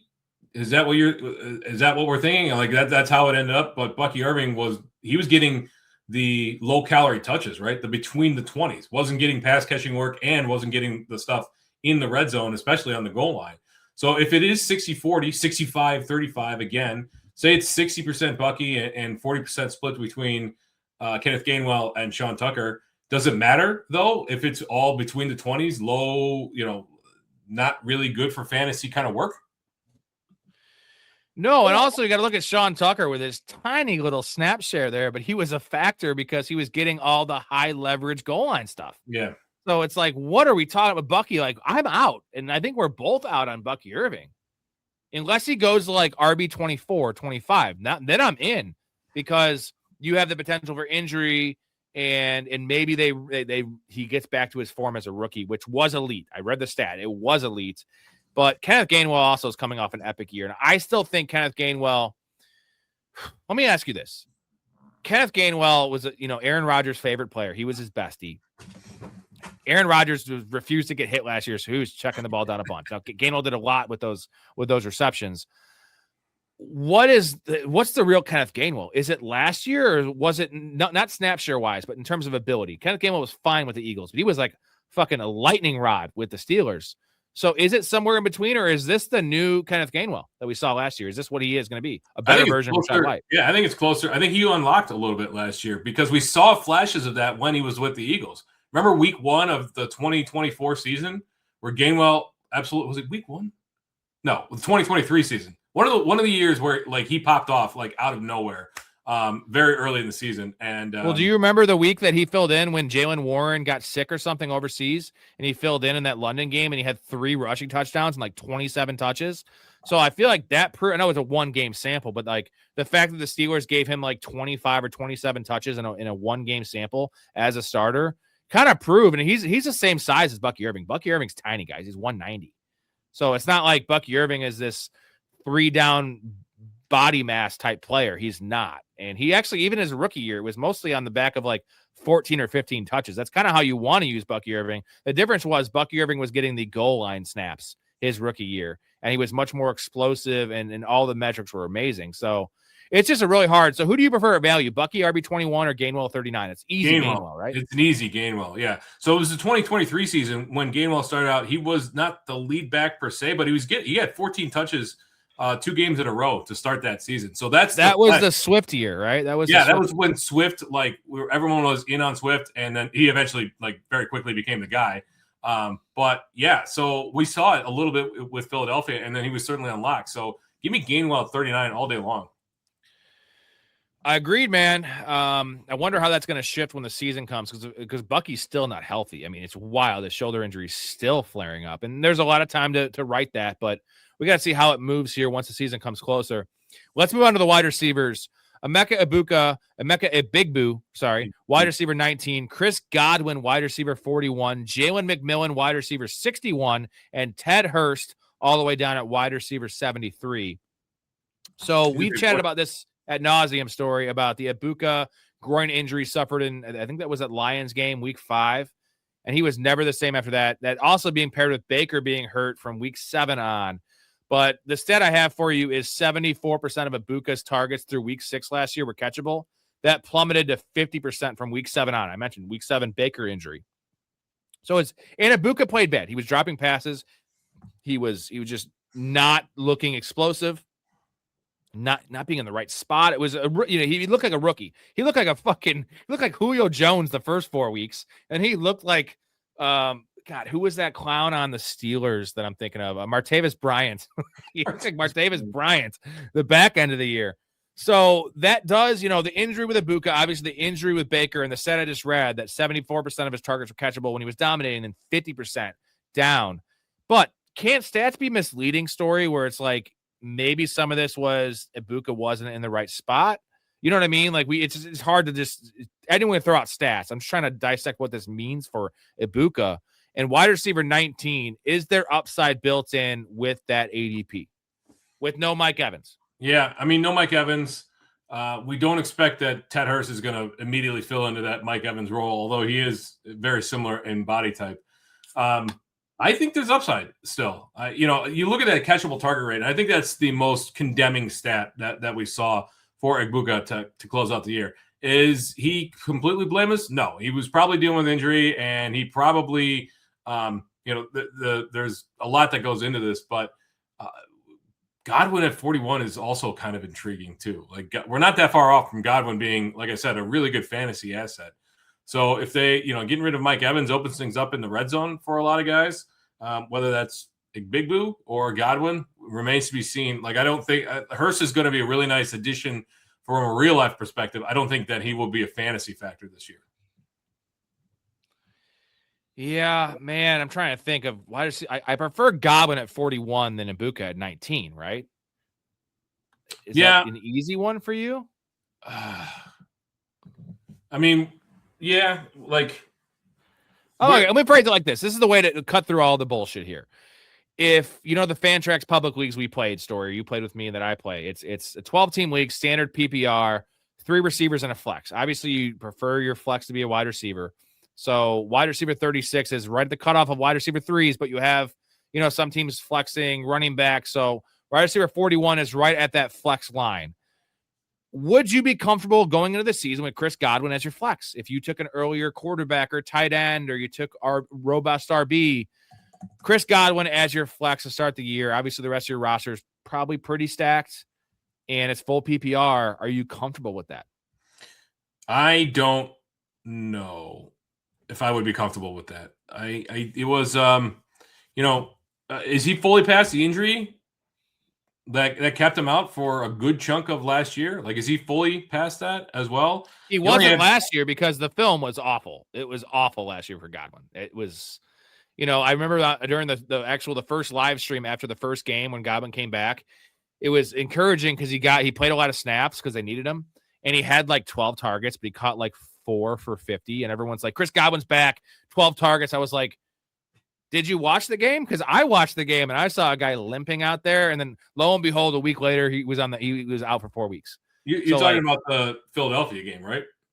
I don't know exactly what game it was, but yeah, it might have been Philadelphia. It was 12 targets, 12 targets, 50 yards, and it just looks bad. And then he came back. He looked a little better after the second injury, after the setback. And they said it wasn't a setback story, but we know it was a setback. They brought him back too early because Mike Evans was hurt and Ibuka was hurting. Yeah. I think that was just a lost year for Chris Godwin. That's what I'm going to call it. And you know what? Our moron buddy Todd Bowles, the injury should have never happened. Remember the original injury in 2024? They were down by fucking 3 touchdowns in the fourth quarter, and Chris Godwin's out there. It was the same game that Mike Evans got hurt earlier, and they still have Chris Godwin on the field, and he breaks his leg. I had Chris Godwin everywhere that year. He was literally wide receiver 5 in PPR for like 7 weeks. And I was watching this game. I was like, okay, I'm going to win all I had him everywhere, right? At Chris Olave level. And Mike Evans gets hurt. Multi-week, I was like, he's already wide receiver 6 with Mike Evans. Like, this is amazing. And then they're down 3 scores, and I love the extra points he was getting. But like Todd Bowles, I hate this story. Like, pull your fucking veterans. He needs work.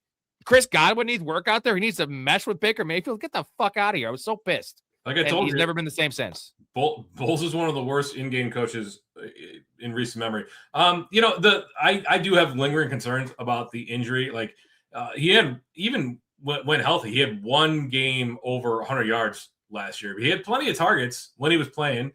But, the yards per target, the yards per reception, the yards per route run were all like career lows for Godwin outside of his rookie year. He had 1 catch for 8 yards in the last game of the season. Like you said, the film was not ideal. So does he, and he's older now. He's going to be 31 years old when the season starts.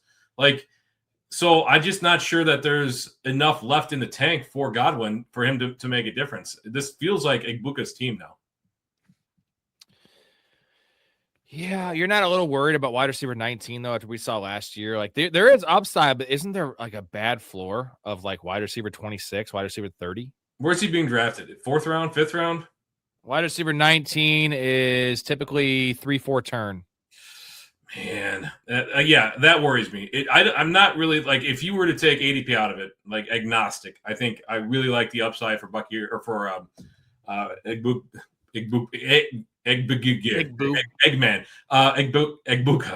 But at 3-4 turn, even in the 4th round, there's a lot of valuable talent there. It's a difficult one but I'm not sure that Godwin would ever crack my lineup. Like, realistically, he feels like a veteran you draft because he feels safe. But like, are you going to be comfortable starting him in week 1? Yeah, if I have a stacked team and he's my wide receiver 4 as a flex, because the wide receiver 41, which I think he'll fall later because people are going to be like, this is old and boring stuff. Yeah, dude, I think he's going to be safe for 5 for 50 every week, which is 10 points. Like, I just don't know how much more. Ibuka has a touchdown upside. I get that. But, dude, Baker loves Chris Godwin, and Mike Evans is not there. Like, there's no reason there should be a 22 wide receiver gap between Ibuka and Godwin. I'm sorry. In PPR, no way. No way. Godwin had games of 2 for 9, 4 for 20, 5 for 30, 1 for 8 last year. It was rough.